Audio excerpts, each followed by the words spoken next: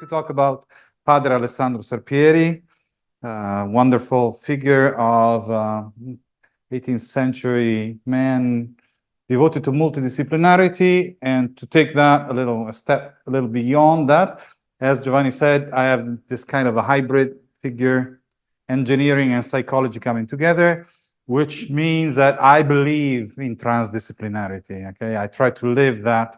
So whatever I'm going to talk about in terms of different disciplines, something that I like to live. So we're trying to point camera in the best possible way. Okay, so first of all, disciplines work well.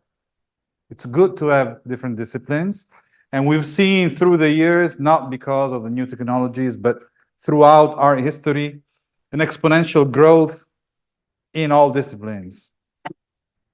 So you see, these are medieval graphs from 1200 to 1900. And you see that in all disciplines, we see this exponential growth in the number of products. These graphs are simply quantitative measures of production in those fields. And why does it grow exponentially? Because essentially, due to our creativity, we take extant knowledge, extant elements of knowledge, we recombine them. And by recombining them, sometimes, not every time, something emerges which is fundamentally original. So something emerges which is cannot be brought back to the ingredients, and therefore we grow. And if you look to the bottom right, you see a prehistoric graph from 2.1 million years ago to the zero, exponential growth in the stone tool industry. So now we're talking about tribes of hominids, no Homo sapiens, no internet, we're sure of that. And still there was communication and sharing of models. We will talk about that during the lecture. Enough to see this exponential growth in the stone tools industry in prehistoric times. So this is something clearly part of our cultural story, and we are essentially the only ones. All species have culture, but we are the only ones with a growing culture. And that growing culture is given by sharing past knowledge. Okay, we will return to that. So Alessandro Serpieri, as you know better than me, he essentially worked in 4 different fields: astronomy, seismology, meteorology, and physics. And what is the common thread? Because you need common threads if you want to cross the boundaries between disciplines. His approach to observing natural phenomena was always the same in all these 4 areas. And out of that observation, he was trying to derive simplified representations of reality models out of that. Okay, so thank you very much for that. And what do we do when we learn? What do we do when we go deeper and deeper into our disciplines and we become academics? Okay, not only academics, everyone. Okay, so what do we do when we learn? We have these essentially patterns of neural nodes interconnected through synapses. The thresholds of these neural nodes are initially high.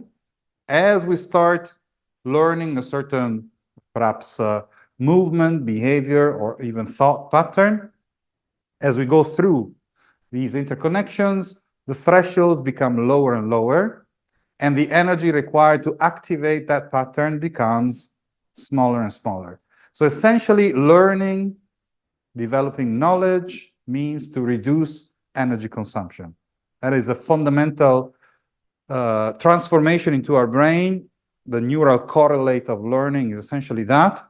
And so when we have learned something well, if you remember, for example, when you first started to learn to drive, okay, if you have learned to drive, anyway, the first times it was very difficult, very tense, many things to look. There was a street, yes, then you had the steering wheel, you had the shift gears and 3 pedals, very complex, a lot of tension around. And now you drive with 1 finger, and with the other one, you're doing prohibited things that you shouldn't be doing. Or you look at Roger Federer, finals in Wimbledon, playing against other, like, for example, Roddick. Roddick was sweating his soul away, and Federer looked like he wasn't even sweating. So excellence in performance equals minimization of energy consumption. The more we learn something, the less energy we spend to perform that action. If any of you play any instruments, musical instruments? Yes. So you know that the first time you see the score, you have to think, note by note, think where to put your fingers. That's not playing. Playing starts when you stop thinking, and now your fingers move without thinking. That means that you have gone down that canyon, you have excavated the learning pattern, and now the water flows at the bottom of the canyon very freely with minimum energy, very brilliantly. You're smart, perhaps a genius, all very good. But in order to create something new, you have to go back to the surface and excavate a new canyon. In order to cross disciplines that will be separated by these high walls, you have to spend much more energy and much more time than the minimum required to stay within the bottom of the canyon. So to be multidisciplinary and to go transdisciplinary, you have to accept the fact you need to invest. There's an investment and there's a risk, because staying at the bottom of the canyon is easier. It's comfort zone. You go fast, you publish in the central paper of that discipline, and everybody reads that, and perhaps you get citations. Whereas when you go transdisciplinary, it's all much more difficult, but also much more significant. Okay, so as we go through this evolution of civilization, if you want, we'll follow two intertwined fil rouge. One is that of the GPTs, but it's not the generative pre-trained transformer. Okay, so it's another GPT. And modeling, the idea of modeling. So what do we mean by GPT? 1995, in the Journal of Econometrics, which is behind this thing here. Okay, anyway, so it's there. The definition of GPT as general purpose technology. So it's a new wave of technology in our society, which has these three characteristics. First of all, it's transversal, it's horizontal. It transforms life in a very wide horizontal way.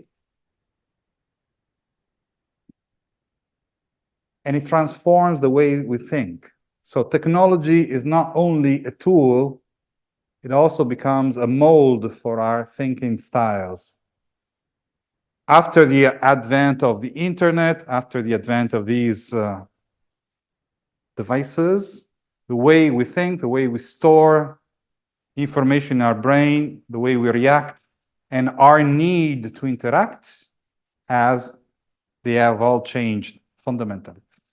Okay, second characteristic, when this wave comes, some people, the early adopters, let's say, are very, very enthusiastic, and some really scared, hate it, and they say, we are going to die and everything is going to fall down, and perhaps we want to destroy that. So Luddism is not just, of course, a first industrial revolution phenomenon. It always was like that throughout our civilization.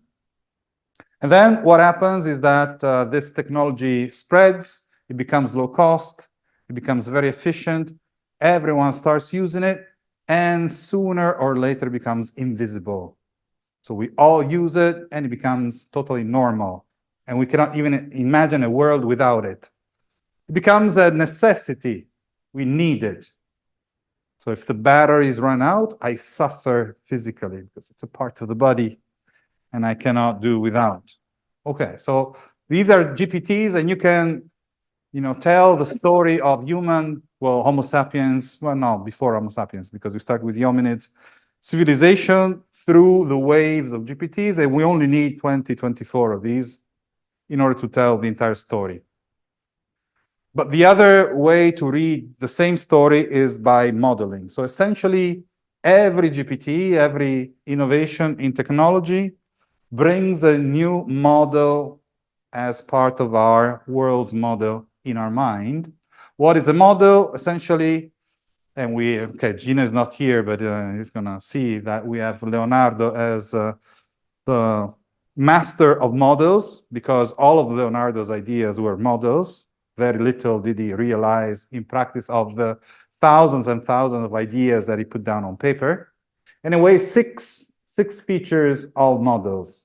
Number one, it's a simplified representation of reality. If a model is as complex as reality, it's no good. So the benefit of a model lies in its simplification. But you cannot simplify too much, because number two, you need functionality. So it should be simple enough and complex enough to represent in the simplest possible way the wanted functionality. Through this process of simplification, in general, a model is an abstraction of reality. And the level of abstraction is very important, so much so that we can build hierarchies of models. And once we have one, we can build on top of that, on top of that, on top of that. Different levels of abstraction will lead to complex, more and more complex understanding of the world, but still it can be broken down into modular parts. So that's how we build our culture, essentially. Number four, in Italian is S, but anyway, here it's E. The model should be explainable. I should be able to transfer the information and explain to somebody else how it works, why it works. And through that, I can teach somebody else that model, and that somebody else might use it to extend it. So the next feature, number five, is extendability. Once I understand that model for that part of the world, I can take the principles, because they are abstract, and I can try to see, can I apply those principles to another field? For example, in a transdisciplinary approach. And that's a fundamental way to extend our knowledge. And finally, models can be combined, both hierarchically and at the same level. And combination is one of the fundamental mechanisms for creativity. So we try new combinations, some of them work, for some of them we see new functionalities, and therefore they become part of our culture. Okay, so now that we have these two frameworks, GPTs and models, we can start the story. First of all, we like to use models because sometimes problems that we have in reality, they could be of different kinds, also philosophical problems. The real problem is very difficult to solve, so to go directly from the problem to the solution might be impossible. But if we make a simple model of the problem, then we see the solution, and then we can go back from the modeled solution to reality. We people of academia, we like to live on the right side. And sometimes we forget that there's a need to connect back from modeling to reality. And that is normally called the gap between academia and industry, or academia and the real world. Of course, in engineering, this is a very important aspect, because even in engineering, there are many, many professors in engineering that never talk at all to the industry. Okay, so it's not that engineers are also centered on practical. So we have this, at the same time, I have to say that the more we build the virtual world, augmented reality, virtual reality, extended reality, the thinner becomes the separation between the model and reality. So now we more and more tend to live inside modeled visions of the world, and therefore there's a danger that we exchange the model for reality. And we go to the restaurant and we eat the menu, and that's very bad. Okay, so don't forget that reality is the real thing. Okay, so let's go through this little story of us, rise of our civilization. So the first wave, the first GPT, the first transformative transversal technology was a stone tool industry. The oldest findings is 3.3 million years ago from Lomé-Quitre in Kenya. And this is a model of what? A stone tool is a model of what? I have to remind you that before, let's say a few million years before that era, we were just eating fruits and roots, no problems. We didn't need to hunt anything. But then with displacement underneath Africa, big depression from Lebanon to South Africa, new mountain reefs. So all the atmospheric, fronts, all of the clouds coming from the Atlantic Ocean were stopped. Therefore, the forest ran out a little bit. The savanna opened up, and there was not enough food for everyone. So we had to start hunting.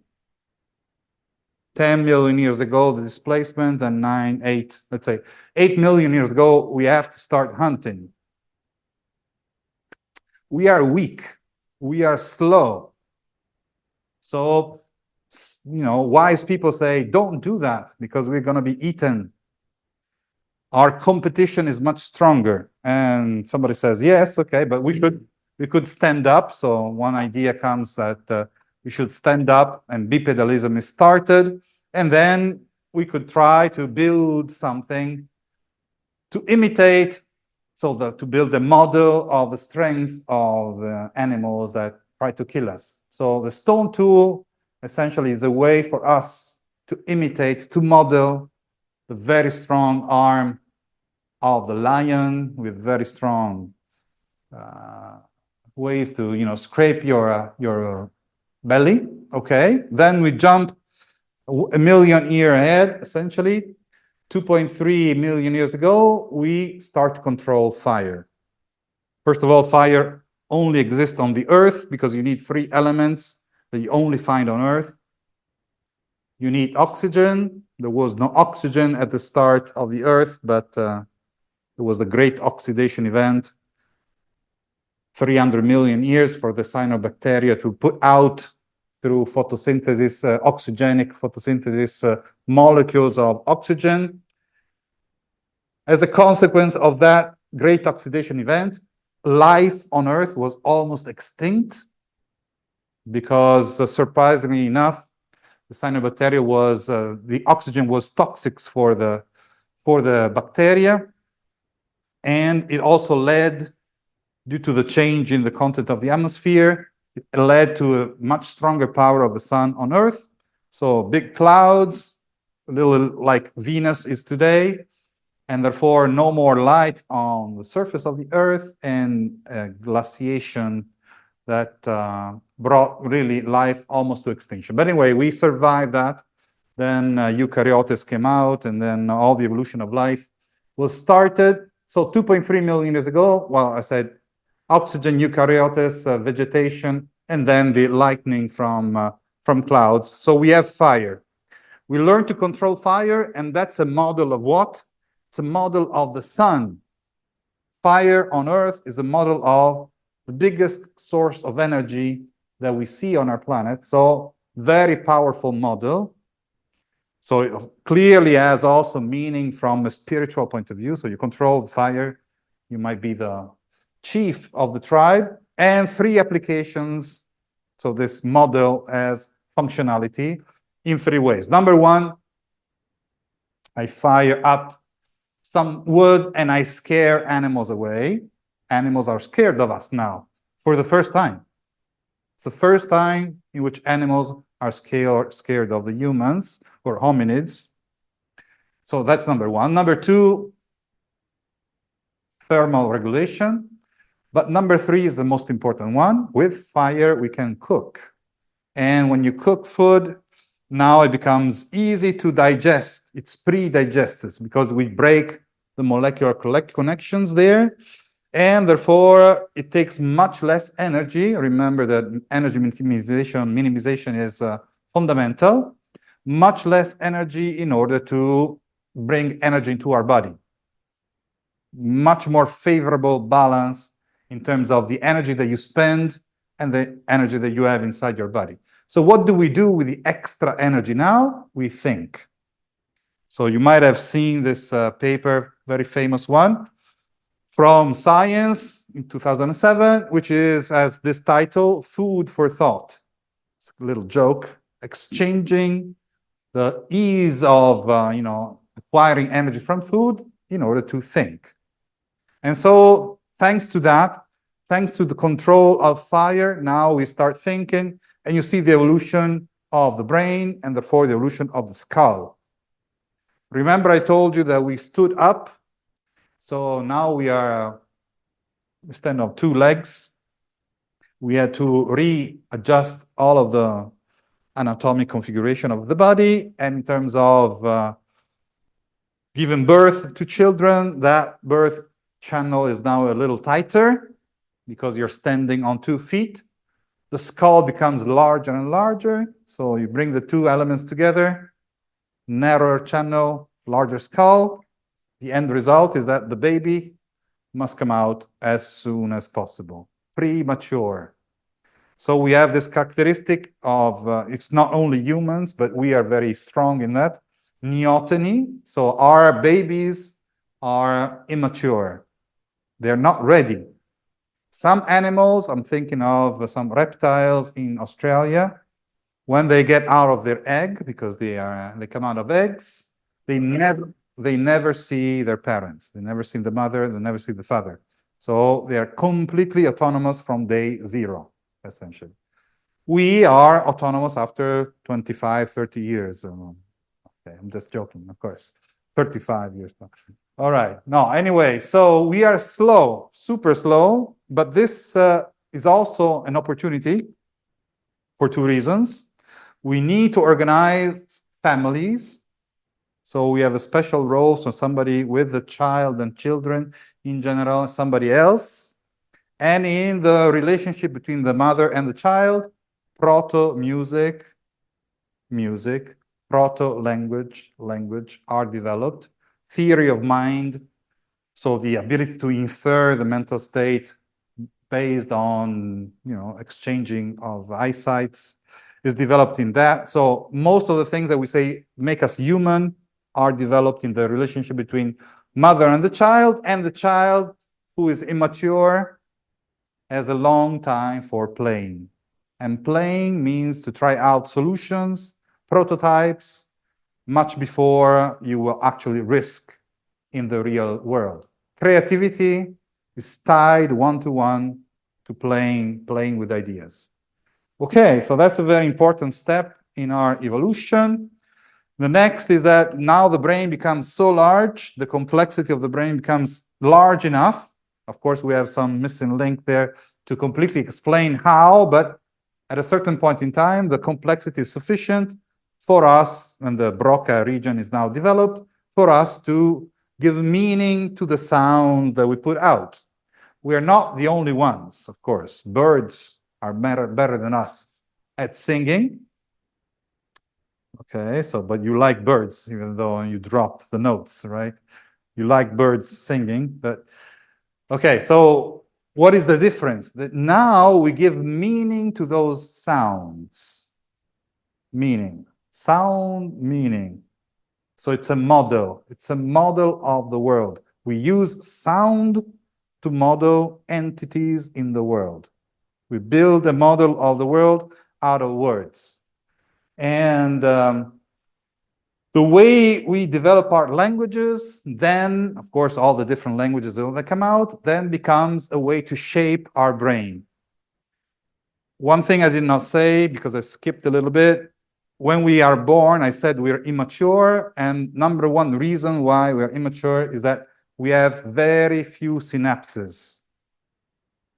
So most of the synapses, the vast majority of the synapses are developed after birth through a process which is called synaptogenesis.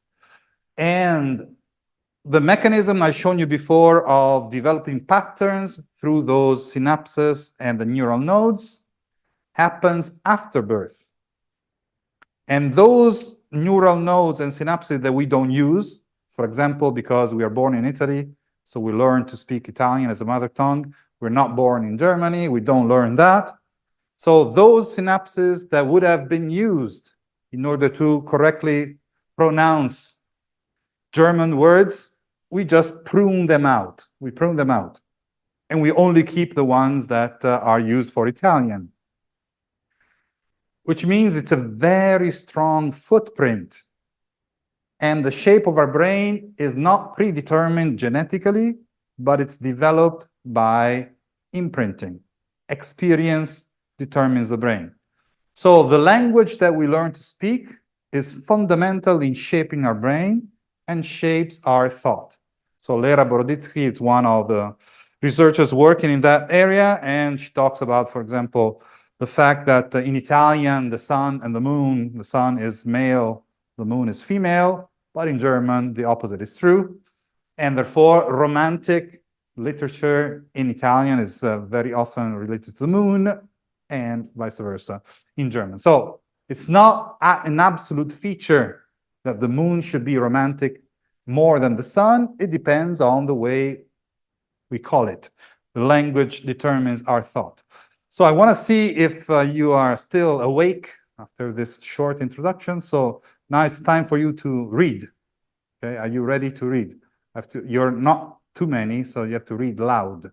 Okay, all together. Are you ready? Read.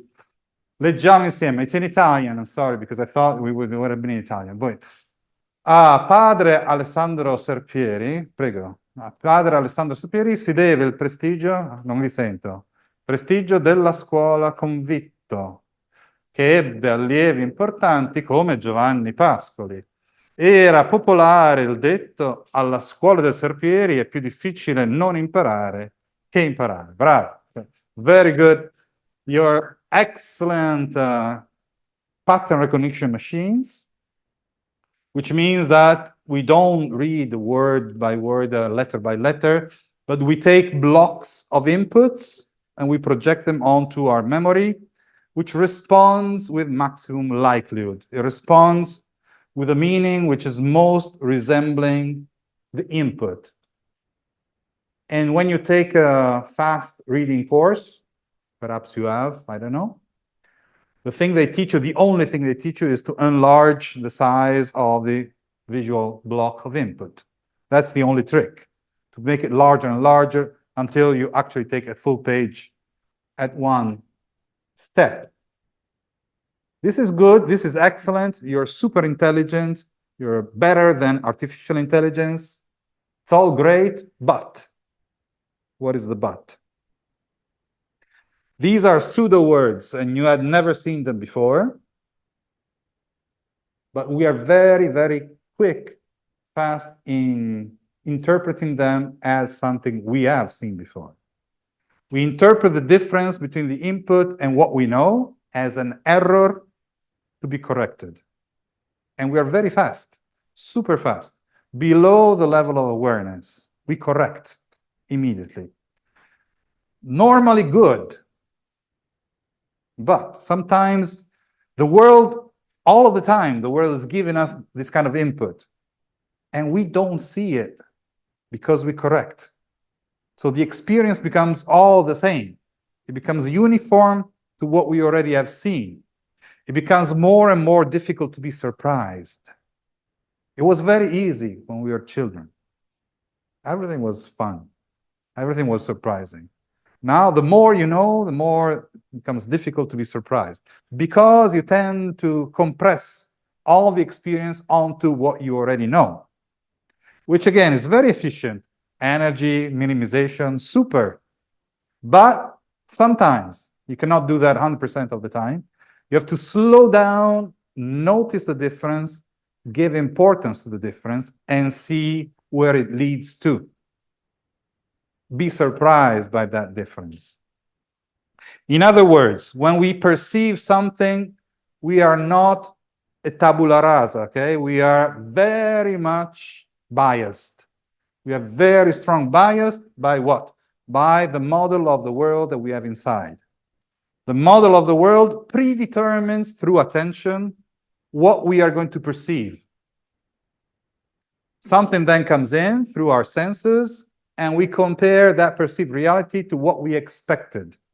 And we get a difference, a delta, between what we perceive, which is already pre-biased in a sense, and what we expect. We have a prediction. If the delta is very small, we have minimized the level of energy in our brain. Super from the point of view of resting, okay? We are in resting state. So no emotions. Delta small, no emotions. Delta large, say, oh, Giovanni is a strange guy, so what is he talking about? So delta is large, you have to try two things you can do. When delta is large, you can try to compress it back by saying, no, everything is normal, everything is boring, okay, I can sleep, I can look at my smartphone, no problems.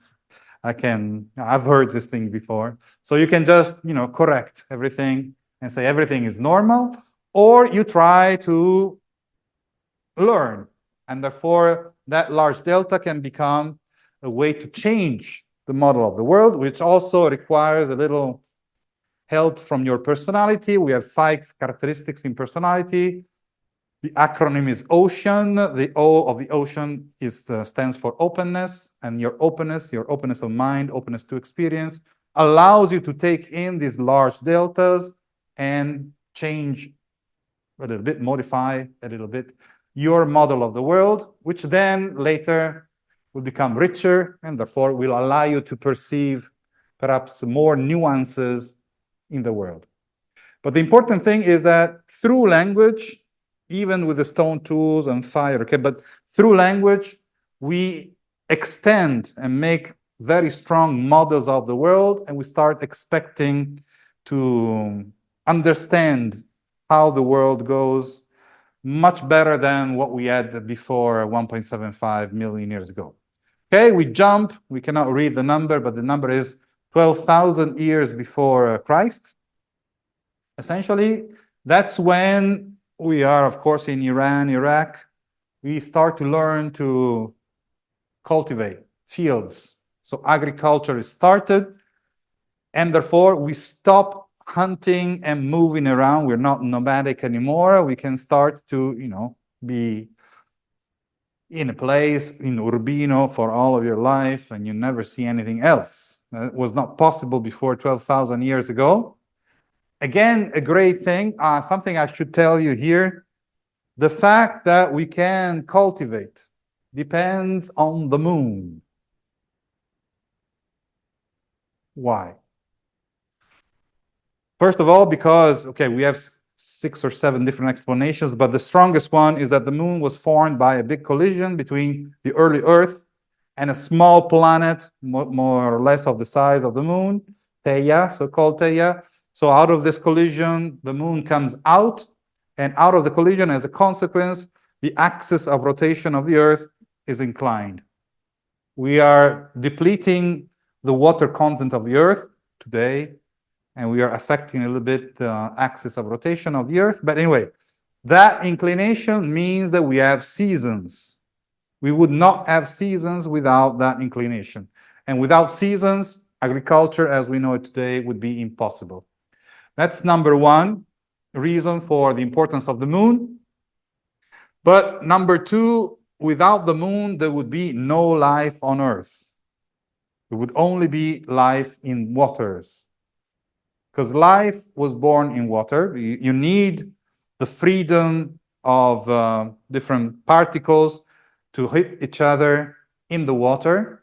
So when we look for extraterrestrial life, we look for planets with water, but also we look for planets that have a satellite around, more or less like the moon. Why? Because the transfer of life from the waters to the ground, to the Earth, requires the tide. The tide is the way in which life that was born in the water was moved to the Earth, because now you can invade large parts of ground, and then when the tide retreats, some of these living creatures are left on the sand. They die, but then after millions, tens of millions, hundreds of millions of years, they learn to live on the ground. So, super importance of the moon for the appearance of life, intelligent life later. So when we look for extraterrestrial life, as I said, we look for water and the moon, and also for the seasons so that we can cultivate. As a consequence, some of us become better than others, And there are seasons, so you have a spring, like we have now, you have summer, and you get all the food out, and then you have seasons in which there's no food. So you need to store. You need to store more than you need. Surplus. Surplus is born, and therefore unequal distribution of wealth is born, and therefore battles and wars are born. Okay, before agriculture, there were no wars. There were battles for the control of territory. But, you know, everybody was nomadic, so very little things. So the real idea that we could use tools in order to kill each other and really conquer things in permanent ways is a consequence of the unequal distribution of wealth due to agriculture, which also means that the war as a concept is not intrinsic to the human species, it's a cultural consequence. Therefore, we have hope, we could hope that peace could be as strong as a consequence, because it's not part of human nature to be at war, it's just the cultural consequence. Okay, so what do we do next? Semiotics. Okay, so we have a concept of the world. We want to give a sound to that, but that's not enough. You know, oral tradition is kind of weak. So let's make it stronger. Let's make it stable. Let's make it unique. So let's also sign something that is put down on something concrete, like clay. And so we start to code. We start to code language on clay 6,000 years before Christ, again, Mesopotamia, Iraq, essentially. So super important step, because now knowledge can be transferred not only orally, but through centuries, irrespective of being there at the same time, irrespective of being alive. You can transfer knowledge irrespective of being alive. So super important step. The next, every revolution has three elements, essentially: energy, information, and transportation. So the initial transportation revolution, 4,000 years before Christ, the invention of the wheel, and the invention of the coin. We have to wait 600 years before Christ, you know, in Phoenicia. And this is the first virtual model of richness, of wealth, that allows us now to perform economic transactions without direct exchange of goods, but for something which has a putative virtual value. Of course, there might be some value if that coin is made of gold or silver, but eventually, very soon, the actual value of the piece of metal becomes irrelevant with respect to what is the symbolic value of that. So that is clearly leading to the cyber cryptocurrencies. Very quickly leading to the cryptocurrencies. And even more now, unequal distribution of wealth and wars. Okay, now, to write on clay is good and it stays there, but, you know, kind of difficult. And if you make a mistake, what do you do? It's true that in Egypt they had something else to write upon, but not everyone had the papyrus around. So 200 years before Christ in China, you put together little pieces of cloth, water, you make it, you know, work for a little time, and then you can get paper out, and now you can write much more easily, and you can even scratch out, correct, and you can distribute information in a widespread way. Super important innovation 200 years before Christ. Now we jump to print. So Gutenberg, 1439 in Germany, and now bring all these elements together. We have language, we have words that have meaning, we have signs that represent words that represent meaning. We have paper, and we can print entire books very, very efficiently on paper. Seems like a great GPT, general purpose technology, but even in this case, I didn't mention the other forces of resistance on the previous GPTs, but each one of them had their own forces of resistance. But even in this case, in a certain part of the world, they say this is the machine of the devil, and so it's forbidden to be used. Where was this, you know? Not too far away. Constantinople, so in the Oriental Empire, this was forbidden for 300 years. So you have to wait 1700 to start seeing the first books being printed in what today is Istanbul. Okay, so they didn't like it. First industrial revolution, mechanical textile machines, super efficient and super resistance from now Ludism.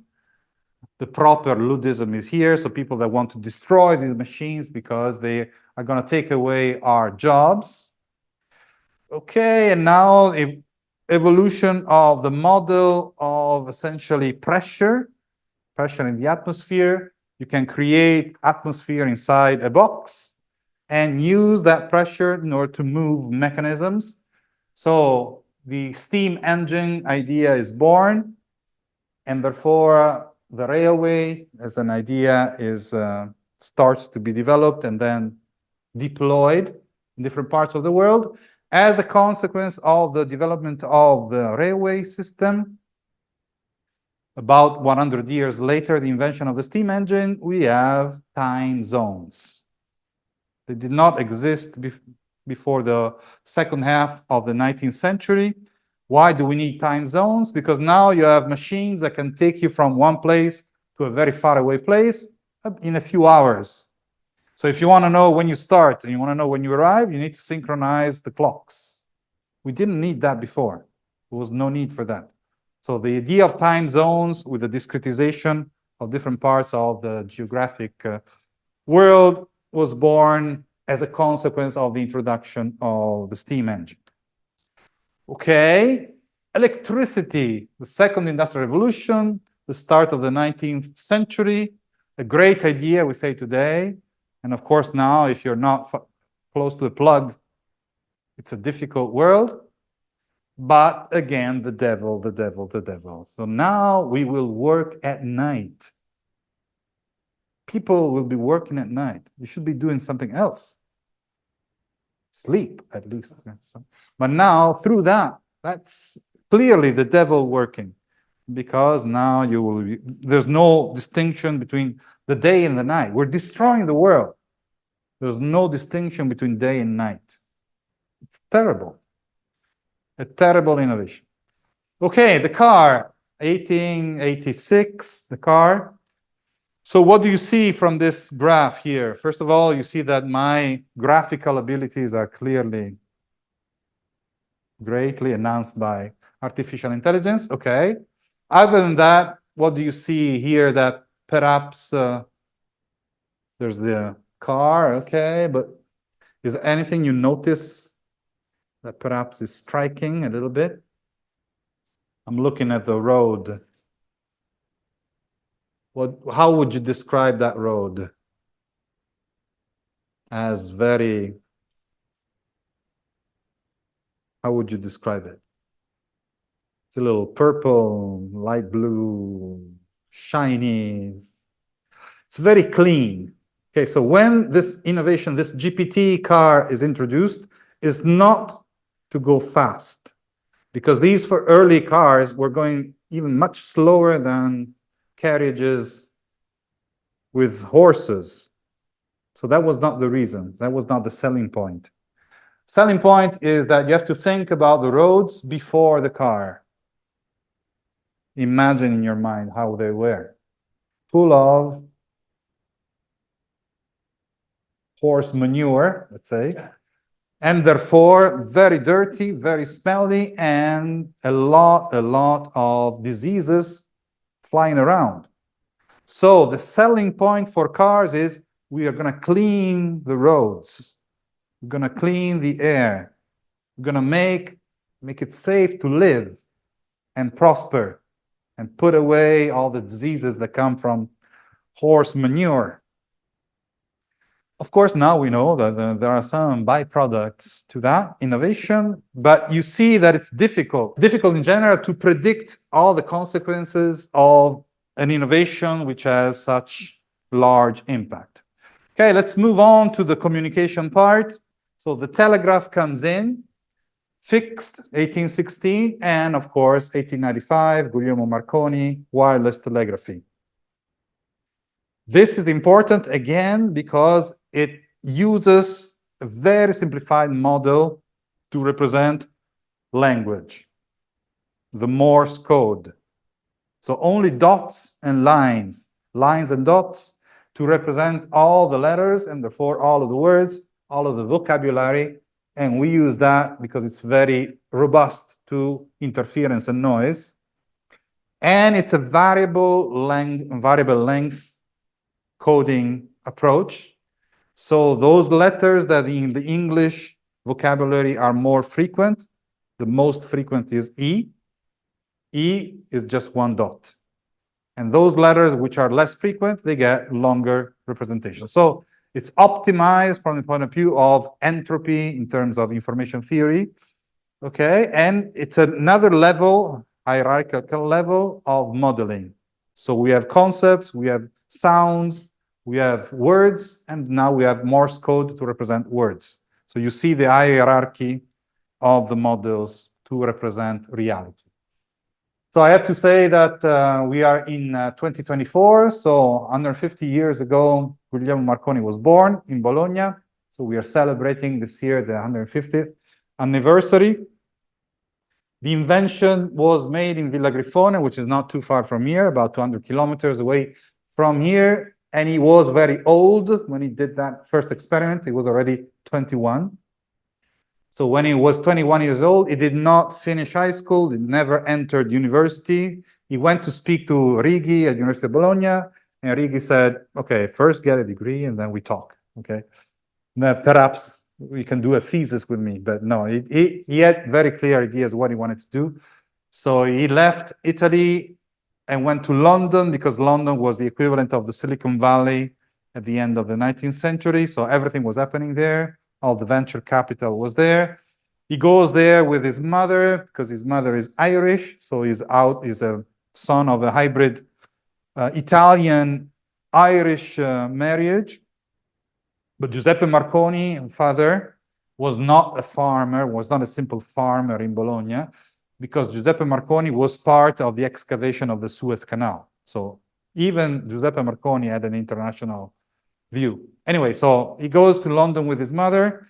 She finds the right lawyers to write the patent. They file the patent. They receive the patent the year after. So it's 1897. He starts the company and he starts production in 1898 when he's 24 years old. In 1899, it's already multinational, opens up in the United States.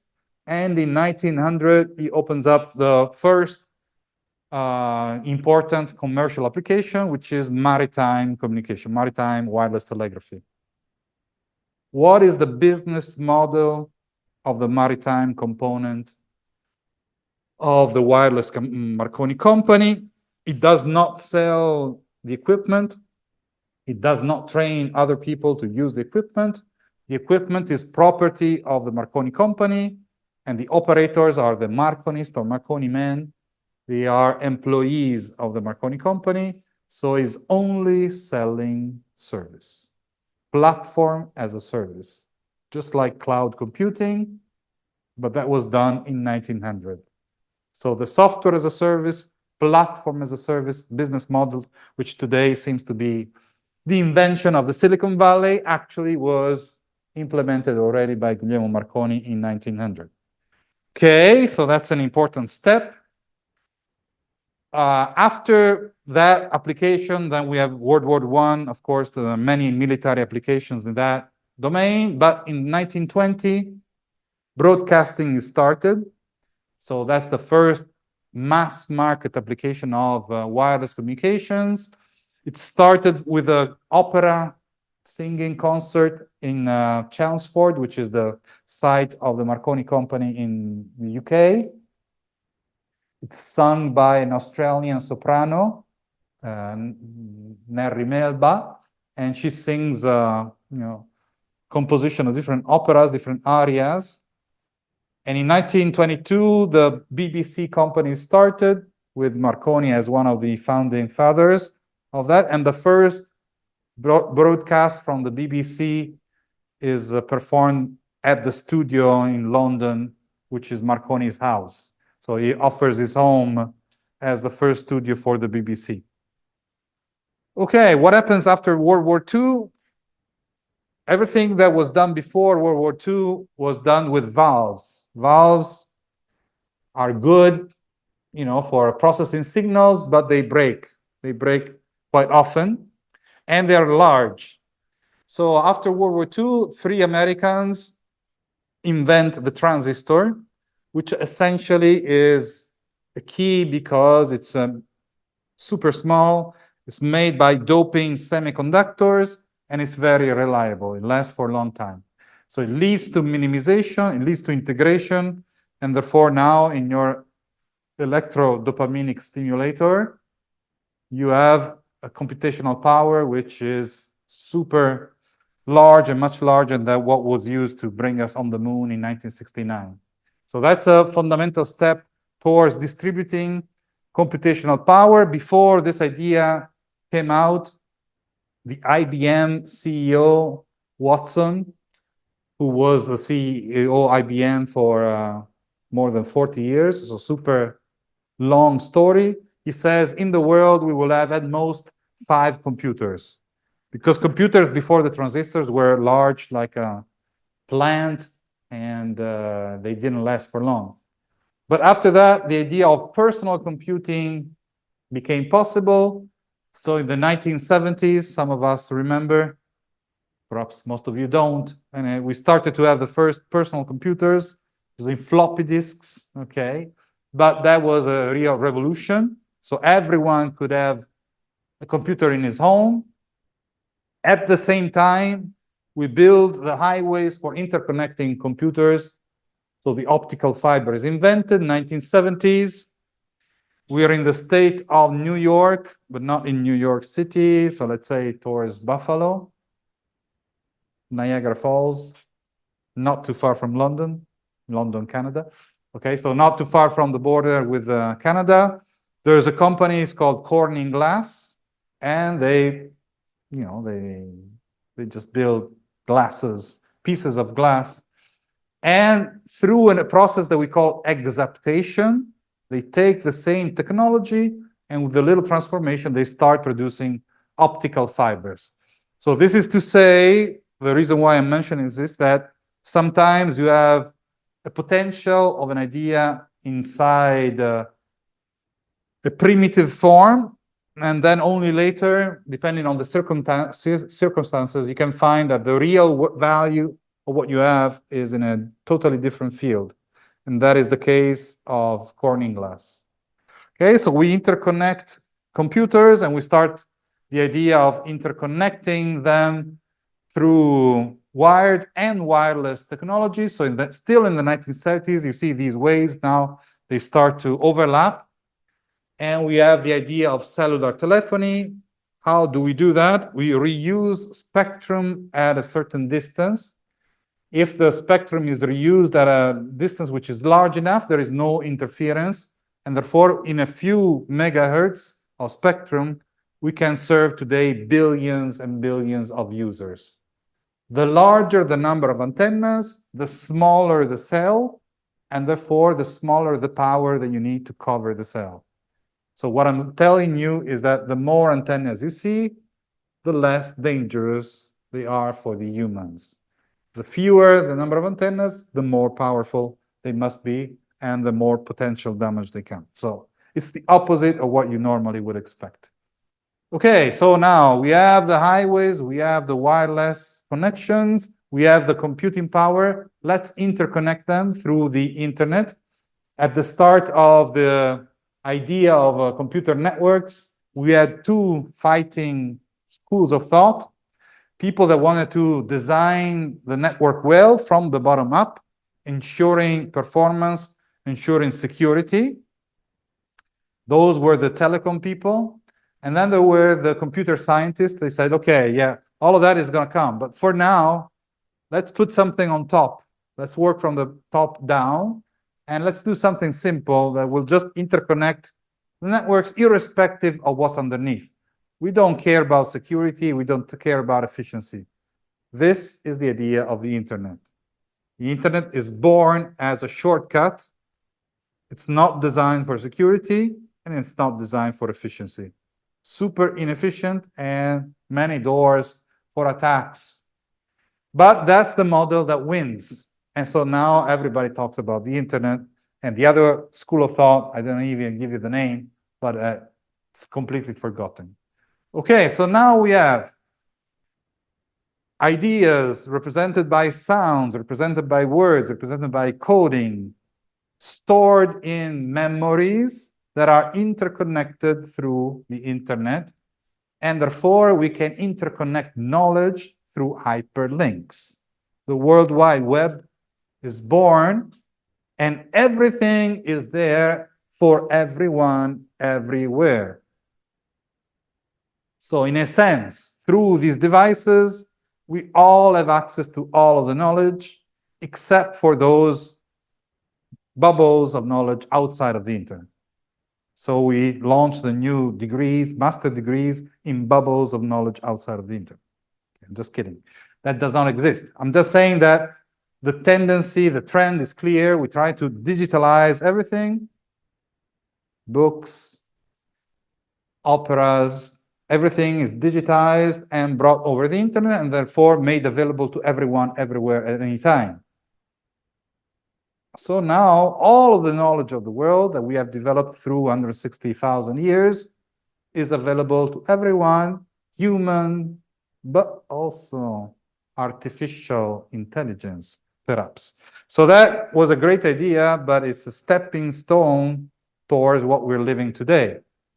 The smartphone, 2006, nobody needed it, but now, of course, we have that experience that we needed in parallel. I'm not giving you too much details, but in parallel, we are understanding how life is generated, how DNA works. We understand how to recognize different segments of the DNA. You might have heard of CRISPR-Cas9. Okay, so you know that learning from bacteria have this property that they remember not only their own diseases that they went through, but all the diseases of all their predecessors. So they have super extended memory of the diseases, and the memory is in terms of repetitions of DNA sequences, and in the space between these repetitions, you get pieces of the DNA of that disease that was entered in previous years. So by using that CRISPR structure and Cas9, which is the protein that allows you to cut, you can now substitute pieces of DNA. What can you do? You can cure genetic diseases. That's good.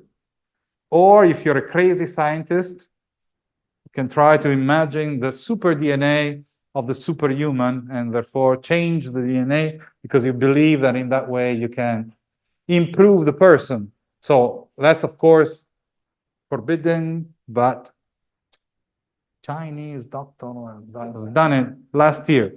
Okay, so we have two twins with genetically modified DNA that are living today. Okay, but artificial intelligence comes in as a tool in order to be able to control all of that. So we land onto the final GPT, the one that we're living today. So the general purpose technology GPT, which also means generative pre-trained transformer. So I want to tell you about that, of course. So the rest of the presentation is about understanding how that works.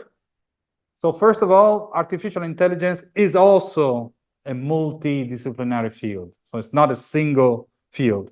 You need clearly computer science, okay? You need cybernetics, which is not exactly the same. You need cognitive science, how we reason as humans, if you want to model that. You need engineering, electronic engineering, in order to design the hardware, because you see from this metaphorical representation that there is a very strong connection between the functionality and the hardware. We try to replicate what we do as humans in terms of, first of all, reasoning, solving problems, understanding language, making decisions, and learn. Learning is fundamental because it means that this ability develops. It's not, everything is not pre-coded. All of the software that we had developed before artificial intelligence was, in a sense, static. You would design it to perform certain functions, good, bad, well or not well, but those functions. Artificial intelligence has the ambition to self-develop. You see in the red part, in the red bullet there, that it's not only imitating what humans do, but also what plants do. And this might surprise you. Of course, at this point in time, let me see how much time I got left. It's difficult to surprise you, but imitating what plants do. So let's talk about plants a little bit. So what do you see in this picture here? How would you describe this picture? The forest you don't know, and what do you see in the forest? People exploring the forest. People exploring the forest. So normally when we look, now of course I was talking about plants, so I biased you a little bit, but what we see is normally that plants are the background and people, animals are the foreground. If you look at all the prehistoric, or let's say Paleolithic paintings in caverns, they were all only of people and animals, no plants at all. And also from a religious point of view, some religions prohibit iconic representations. You cannot have any faces, but those same religions, like the Islam, it's all vegetation, it's all vegetation. So clearly, in our history, we have always thought that humans and animals are one thing and plants are just the second layer, if you want. Okay, and of course, this is the very famous ladder of levels of existence, in which the professor in Urbino is at the top level and the plants are very low, of course. But the truth is that 99.9% of what is living on the earth is vegetation, plants. So if you look at the earth from the outside and you see what is living on the earth, you would say plants, essentially plants. Only 1 per 1,000 is animals, and a small fraction of that 1 per 1,000 is the humankind. The oldest living creature is a tree, Methuselah. The tallest creature is General Sherman in the Sequoia Park. The largest creature is Montezuma cypress. So all the records are held by vegetation. The fastest being on Earth is a plant. The fastest being on Earth is a plant. Cornus canadensis. Well, first of all, before I show you the video, what is the problem of a plant? Fundamental survival of a plant is based on cross-pollination. And if you're planted and you cannot move, you have to rely on something. What do you rely on to bring, sporas around? What do you rely on? Wind. But the wind. But if you're a mushroom, if you're a very small plant, whatever, yeah, there might be wind, but if you start from here, where does the wind bring you? A few centimeters away. So in order for the wind to become effective, what do you need to do? Explode. So the Cornus canadensis is the fastest being on Earth because when it explodes, it launches the pollen at a speed which is 3 times that of a bullet leaving a gun. 3 times, which is the same of the space shuttle going to the moon. 3 times faster. It's the fastest. Okay. And then vision. So Bocchilla trifogliata lives in Chile. It's a vine, so it grows on trees. And the problem of the vine is that it's very, very soft. So an animal climbing on the tree prefers to eat the vine because it's soft, as opposed to the tree, which is a little tough. And therefore, you need an idea, a creative idea, in order to survive. How does the Bocchilla solve the problem? As you see in these 8 pictures here, there are leaves with a T, which are the leaves of the tree, and leaves with a V, which are the leaves of the vine. And in every case, you see that the Bocchilla imitates the shape of the leaves in order to, confound the animal, but it does more than that. Single plant, single root, grows on one tree of one species, and then a second tree of a second species, third tree, different species. Every time it imitates that leaf. How does it do it? Big discussion in the botanic world. Some say it's chemical, some say it depends on the minerals in the ground, and some say it depends on vision, because the plants see. And big laughter, no, it's impossible, you cannot see without eyes.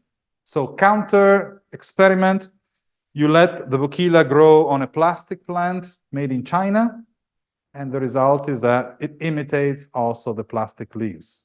So yes, the only mechanism is vision, and therefore you don't need organs in order to perform certain functions. You don't need eyes in order to see. You don't need ears in order to hear. You don't need the brain in order to store memory. You don't need the brain in order to wish to do something. So this beans, plants, wishes, as soon as this stand is brought into the room, it wishes it could touch it so that it can grow. So it starts to move until it gets there. And if you put 2 bean plants and 1 stand in between, they start to compete. And you will see that one of the 2 will win, and the one that wins will go up, and the one that loses will drop its head because it's depressed, lost the competition. Okay, so you don't need organs to perform all these functions. How do you do it? How do plants do all these things? I want to tell you about the hearing thing too. So the experiment is the following. You have different plants, you plant them into a gel, transparent gel. You put a source of sound to one of the 2 sides. The fundamental frequency of that is 250 hertz. And after some time, you see all the roots of the plants pointing towards the source of sound. Why is that? Because 250 hertz is the natural frequency of dripping water. So they hear the water, but there's no water. It's just the sound. And they put all of their roots will go towards the source of the sound. So how do we do that? All the animals, including us, have one fundamental survival mechanism, which is avoidance. Attraction and avoidance. This is the basic functioning mechanism of what we do. But you cannot do that if you're rooted on the ground. So you cannot run away. If you have a problem in your plant, you have to solve it. You cannot run away. And it's not a good idea to have 1 brain, 1 heart, 2 eyes if you're rooted in the ground. Because as soon as the enemy comes in and cuts your head, you're dead. So in order to survive and still not be able to move, the best architecture is not with organs, but it's a distributed architecture with parts that essentially all perform all of the functions. It's a distributed network. self-organized, distributed network, full of sensors and full of storage and full of processing capacity. Plants do all of the functions with all of their bodies. So you can cut the plant and still survives. You can take that piece of the plant, plant it somewhere else, and it will grow again. So this architecture is much, much more robust. And the architecture of artificial intelligence through the internet, through the sensor network of the Internet of Things, the distributed multimedia, and the overall optical fiber interconnection is imitation of what the plants do, not what the humans do. So you can have, I didn't tell you how they see, how they store, how they process all these signals. Essentially, when you have cells that are interconnected, they don't exchange neurotransmitters, they exchange ions of calcium. So it's slower, but essentially the same principle. It does the same things as a neural network does. Okay, so you can learn, you can memorize in plants. Okay. And also, okay, we talked about the wind.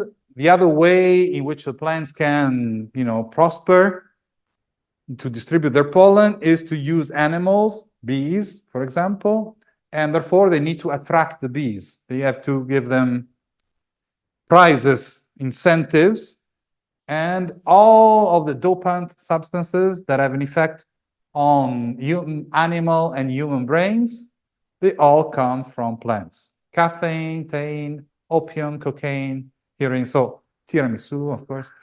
Okay, all of these, they all come from plants, and they produce these substances in order to affect the way we think. And that's another thing artificial intelligence application imitate, to produce effects that dominate our behavior, like, for example, recommendation systems through social networks that will, induce certain behavior in the human animal.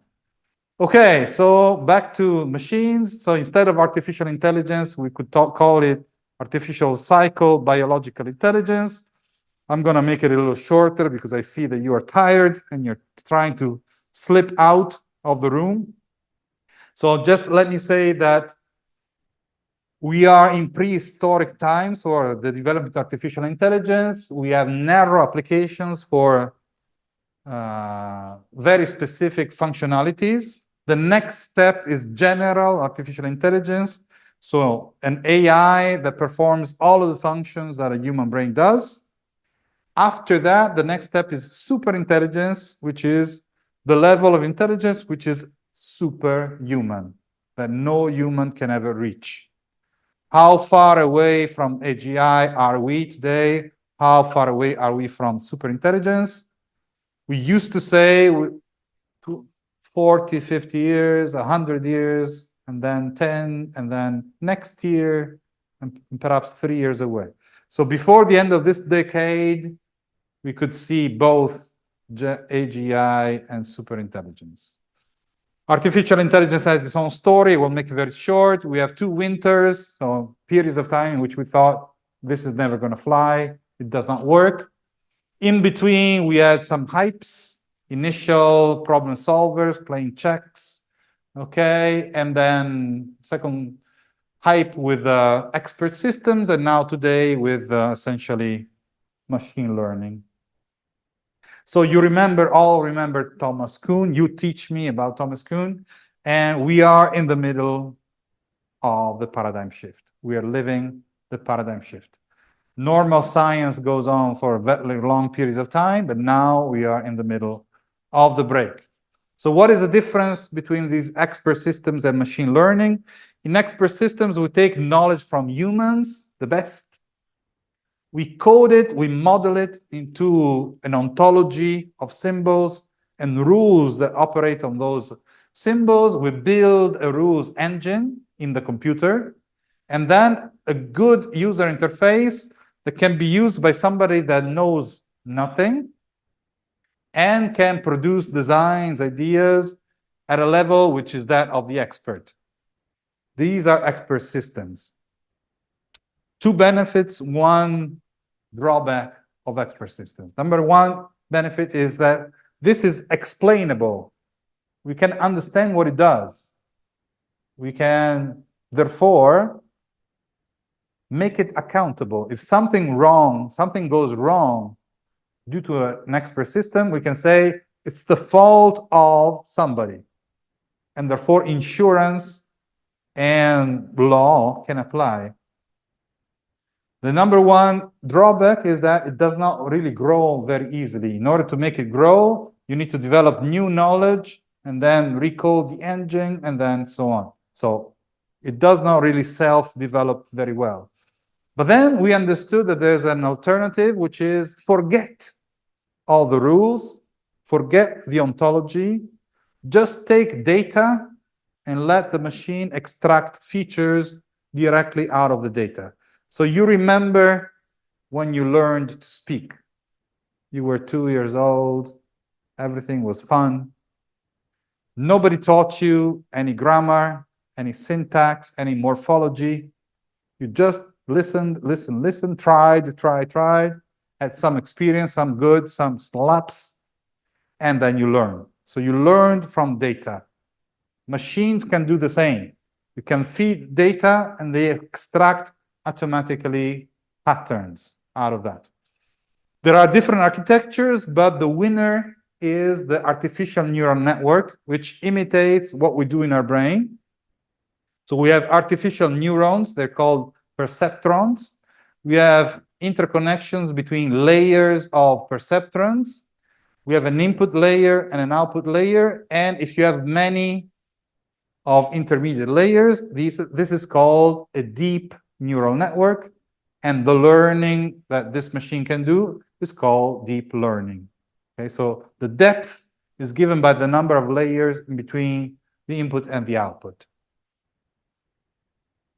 Learning can be supervised, so we show the machine, for example, the picture of an X-ray of a lung or lungs, and we say this is a normal person, or we say this is a person with a certain pathology, and we let the machine run over millions of these examples until it learns to recognize this is a person that has no pathology, this is a person that...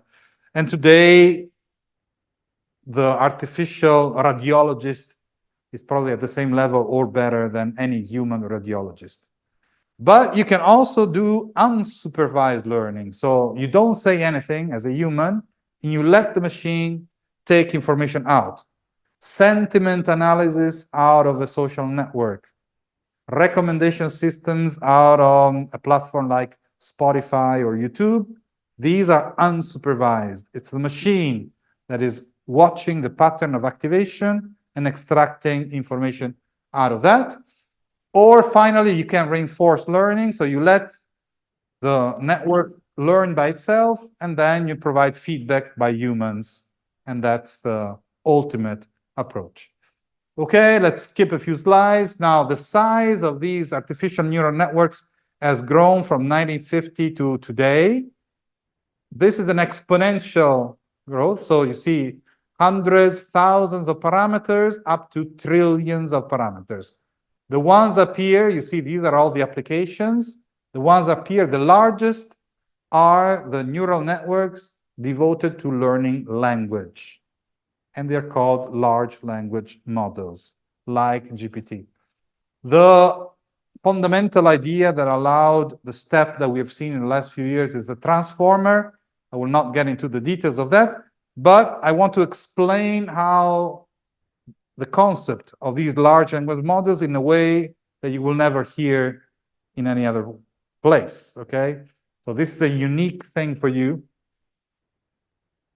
All right. Okay, so let's talk about voice in a cellular connection.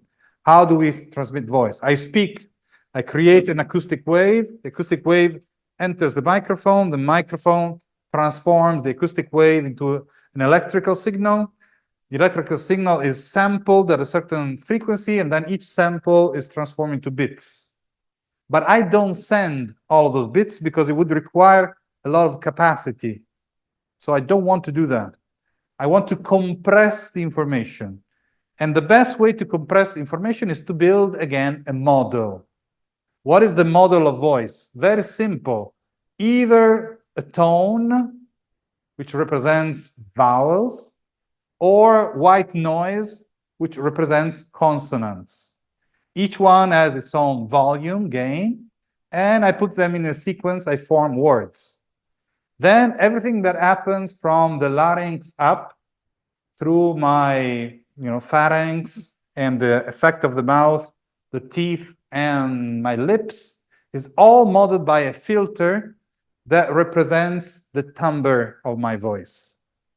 And then once you have built that model, you only send the parameters of the model. So I don't send my actual voice. I send the parameters of a synthesizer that can reproduce my voice. The receiver gets all the parameters, puts the parameters into this model, and synthesizes my voice.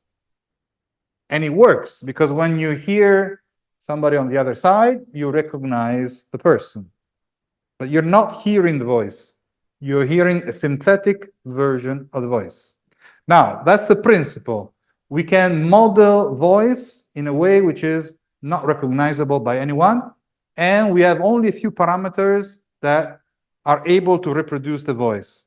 Now, the crazy scientist comes in, and let's say I play with the input, I put in a prompt, a sequence of vowels and consonants that I never spoken, but anyone who's going to hear that is going to say, Giovanni said that. So I can produce fake speech. If I do the same with an image of a face, I can produce fake videos. But now the dream is, can we take this principle of modeling and then reproducing to the entire body of knowledge that we have developed?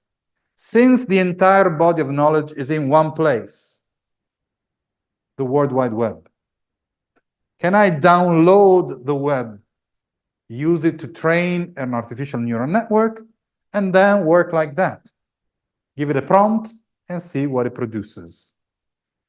That seemed impossible for many years, but now since 2022, it's become possible. So the LLMs, the large language models, are exactly that. They are trained on the entire body of the internet, the good parts and the bad parts. So of course, there's a problem of selecting data.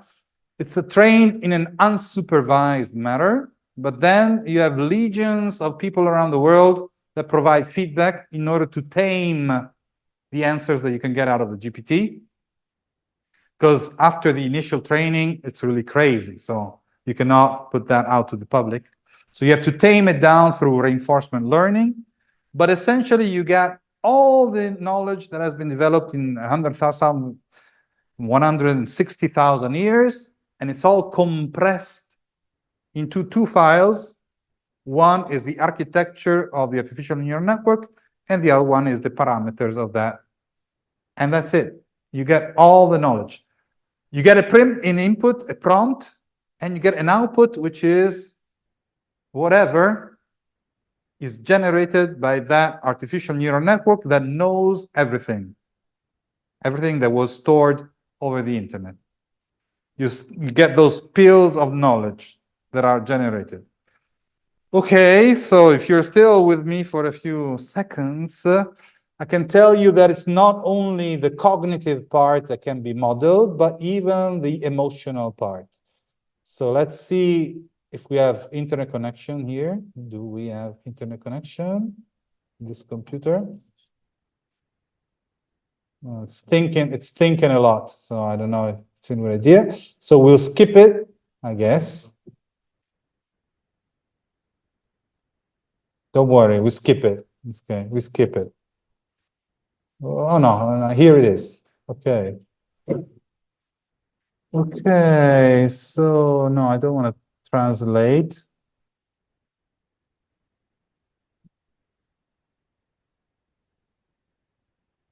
Okay, so Good afternoon. We are here talking about transdisciplinary applications in the fashion of Padre Alessandro Serpieri. Okay, it's going to take some time. Oh, but Well, who's getting all academic on me? sorry, it's Giovanni here. Hello. So Hey, how's it going? it's going well, even though there are only a few people in the room. Yeah. So what you see here on the right, that EVI is showing us its ability to model emotions. And so you see here a breakdown of the emotions in the voice, the components of which, and when he answers, it's fascinating. You're very good at that. I am really intrigued by this EV tech and how it can pick up on the nuances of human expression. But I do try my best to tune into the emotional undercurrents. Right. You're finding it fascinating. But how do you do that? Because this is really surprising that you can do that.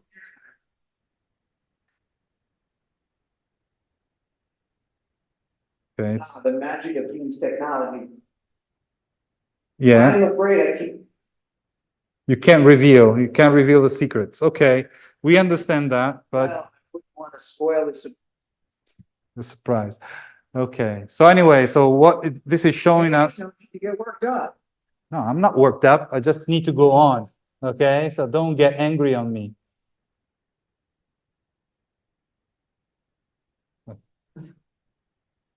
right, no need to get defensive. I am just playing around. Please go on and tell me more about what this technology is showing us. I'm all ears. But you are showing us, I cannot explain what you are doing, so I think we'll have to stop here. Oh, I see. So now he's not happy anymore. Okay, so let's go very fast to the conclusion so that everyone can go home. This technology is amazing, and there are very good applications like new materials. So in 1 month, we performed a search for a number of new materials which would have taken 8 centuries of human work. We can produce carbon negative materials. So it's material that is not only does not have a footprint on the environment, but it eats carbon dioxide, so it cleans the air. We can generate new batteries, so solving the problem of lithium. We can generate genetic engineering applications, new medicines, and so on and so on. The next step is coming this year, next year perhaps, is that of autonomous agents. So everything I've shown you so far, it's only feed forward. We give a prompt, there's an elaboration and output, there is no feedback. If I put a feedback loop, I can now give an objective to the AI, reach that goal. The AI can break it down into tasks, perform the tasks, see the effect. If it has reached the goal, good. Otherwise, new tasks and iteration until the objective is reached. And therefore, through that, you can really trust, in a sense, or perform functions through that. Okay, all this depends on very high performance hardware. So the CEO of OpenAI, which is the company that released ChatGPT, Sam Altman, is now going around the world looking for venture capital in the order of $7 trillion, $7,000 billion. So that's something which is out of all orders of magnitude, that has never been done before. And it's larger than the size of the balance of entire nations. And why would people, first of all, who's going to give this kind of money? You have to go to central banks, you have to go to the Arab countries. Okay, but why would they give this kind of money to Sam Altman? Because the projected impact of this technology is in the order of 70-80 trillion dollars. So that is only 10% of the projected outcomes of that. It's a totally different game. Fantastic, but super dangerous. A double-edged sword, good things and bad things at the same time. Knowledge does not have the same meaning anymore, so it's a new epistemology, completely new epistemology. What does it mean to know today? Once you have these technologies in your hands, it's a completely different definition. Many, many ethical problems. First of all, control. Who is controlling whom? Trust. Can we trust the outputs? I can tell you, no.